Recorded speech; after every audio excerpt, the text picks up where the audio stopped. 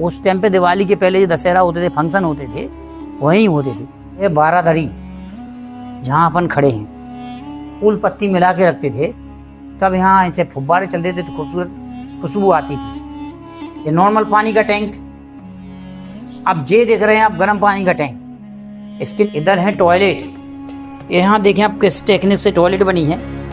किसी में 2 सीट है, किसी में 3 सीट है।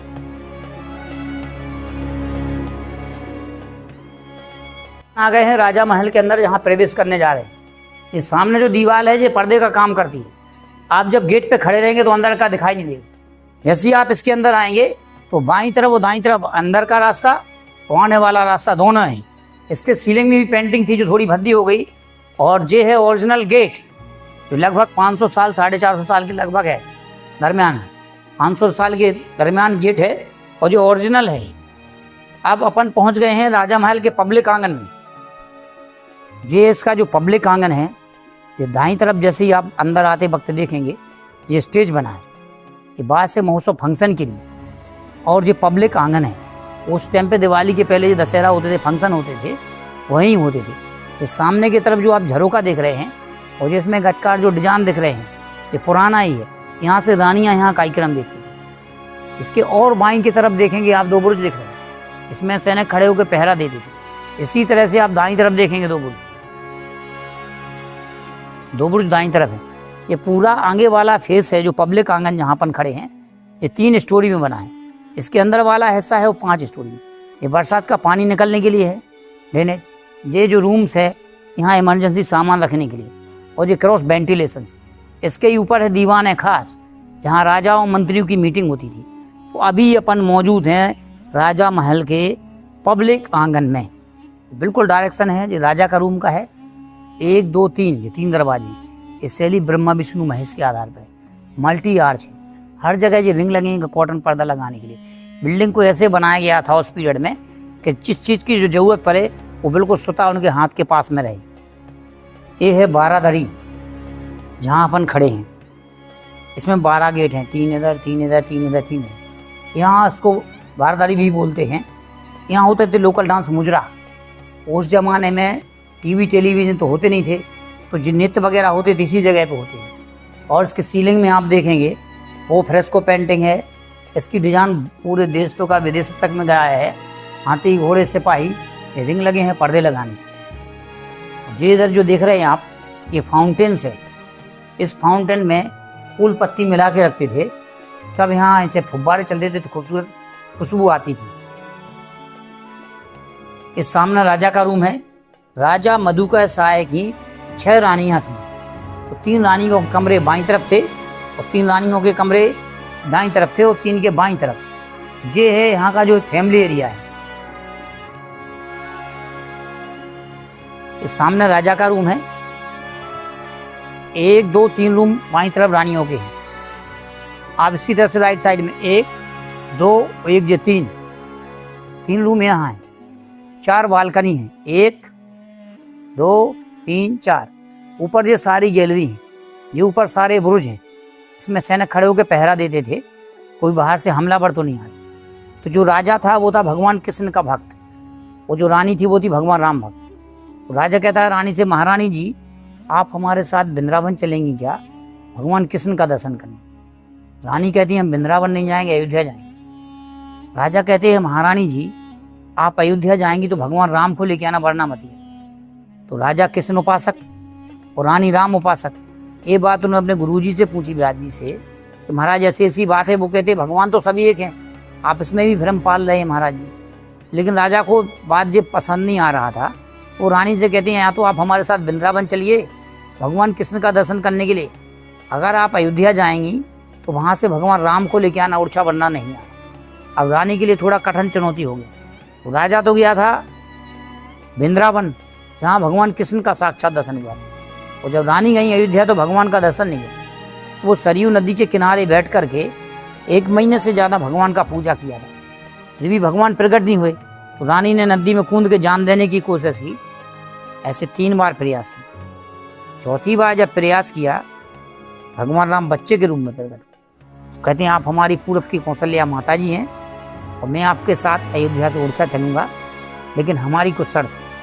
पहली शर्त ये है, एक बार मैं जहाँ बैठ जाऊँगा वहाँ से उठूँगा नहीं। दूसरी शर्त ये है, जहाँ का राजा राम मैं रहूँगा वहाँ के आप नहीं रहेंगे। तीसरी शर्त ये है, अयोध्या से ओरछा पुष्प नक्षत्र में यात्रा होगी। पुष्प नक्षत्र समझते हैं, हर महीने में एक दिन होता है, हिंदी महीने में 3 दिन घट के होता है। ओरछा में उस दिन मेला लगता है। इस तरह से अयोध्या से ओरछा भगवान राम को लेके आएंगे। 8 महीना 27 दिन। तो जो राम राजा मंदिर है वो था रानी महल, और जो चतुर्भुज मंदिर है वो था राम राजा मंदिर। वो ऐसे बना था, यहाँ से 2nd फ्लोर से खिड़की है, वहाँ भगवान को बिठा देंगे तो यहाँ से दर्शन कर लेंगे। लेकिन मंदिर बना नहीं था, वो भगवान आ गए। अब रानी ने सोचा हम क्या करें, दूसरा प्लान, तो उन्होंने रानी महल के किचन में भगवान को बिठा दिया।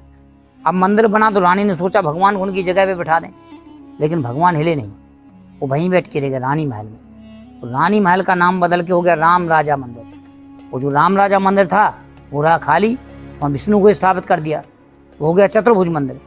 फिर कहते जगब्या पक राजा राम के 2 निवास निज खास, दिवस ओरछा भय प्रगट रात अयोध्या वास। भगवान राजा राम जी दिन भर ओरछा में रहते हैं और रात्रि को अयोध्या चले जाते हैं। तो अब मैं आपको दिखा रहा रानी का रूम, जिसमें भगवान के 10 अवतारों की पेंटिंग। अब अपन आ गए हैं रानी के रूम में। ये बैरिकेटिंग अभी लगी हैं, जिससे जो भी गेस्ट मेहमान आते हैं यहाँ खड़े होकर ही देखें, दीवार को टच नहीं करें, स्क्रैच नहीं करें। तो जो सबसे पहले भगवान ने विष्णु ने 10 अवतार ली है, ब्रह्मा विष्णु महेश। तो जो विष्णु जी के 10 अवतार हैं वो यहाँ से स्टार्ट है। सबसे पहला है मत्स्य, ये देखो मछली वाला मत्स्य। दूसरा कूर्मा, तीसरा बरा, चौथा नरसिंह, 5वां वामन, 6वां परशुराम, 7वां राम, 8वां कृष्ण, 9वां बुद्धा और 10वां है कल्कि, जो भी हुआ नहीं होना है आने वाले समय में। ये सागर मंथन है। और ये विष्णु, गणेश, कृष्ण। इसमें 3 रूम हैं। 3 रूम को एक ही रूम बोलते हैं। तीनों के अलग अलग उपयोग हैं। यहाँ तो कोई आ सकता था। ये डायमंड शैली डिजाइन है, ये पान पत्ते का डिजाइन है। और ये दूसरा रूम है सर्दियों के लिए उपयोग, विंटर और समर के हिसाब से ये बने हुए। जैसे जैसे धूप यहाँ होती है और जैसे जैसे गर्मी होती है, रूम ठंडा होना चालू हो जाता है। तो ये है एक रूम, इसमें भी सेम पेंटिंग है। भगवान 10 अवतार हो गए, मत्स्य, कूर्मा, बारा, नरसिंह, वामन, परशुराम, राम, कृष्ण। ये है बुद्ध जी का, उसमें बुद्ध का मिटा था लेकिन यहाँ क्लियर दिख रहा है। और ये है कल्कि।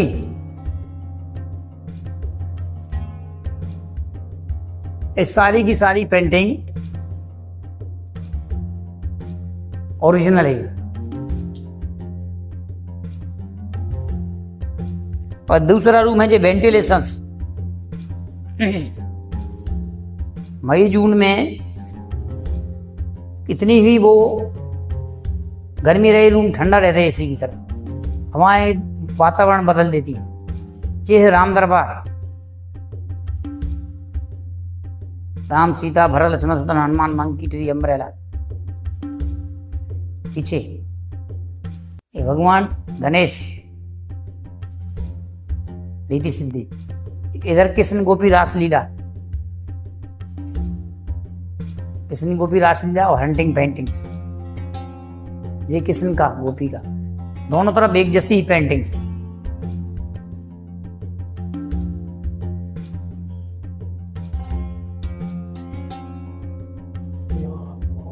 हाँ, वेंटिलेशन, हवा, रोशनी, इसमें बरसात का पानी नहीं आता है।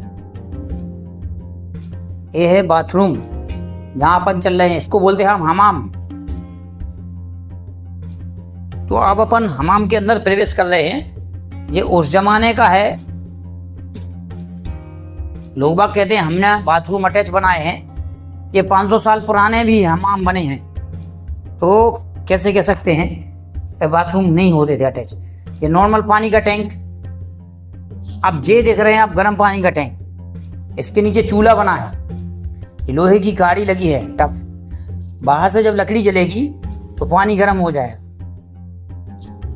और ये ठंडे पानी का, इसमें मिट्टी के पाइप लगे हैं, बाहर से ही पानी को जब पुटिंग करेंगे, इसको फिलिंग करेंगे तो भाई अपने आप बाहर से जब पानी डालेंगे तो इसमें भरने के बाद इसका लेवल है ठंडा पानी, गर्म पानी, सादा पानी।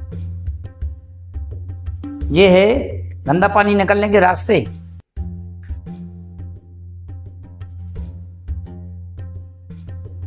एक कपड़े रखने के लिए आले, ये खूंटी हैं, इन पे कपड़े टांगे जाते थे। ये रानी के रूम से अटैच है।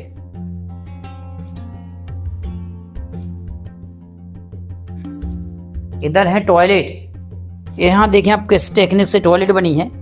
अंदर जाके जब अपन देखते हैं किसी एक सीट है, किसी में 2 सीट है, किसी में 3 सीट है। यहाँ डिफरेंट सीट लगी हुई हैं और फैमिली बड़ी थी, 6 रानी बच्चे, तो अलग अलग तरीके से हिसाब से टॉयलेट बनी। ये पूरा एरिया टॉयलेट का ही है।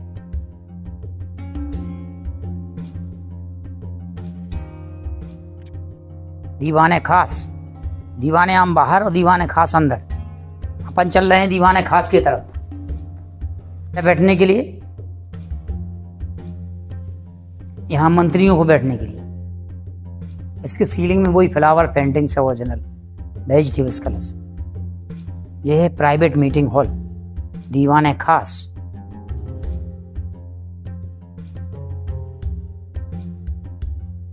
इतने सुंदर तरीके से ये चीजें बनाई गई हैं कि 500 साल से आज भी शाइनिंग देख रही है, जैसे अभी बनी हुई है।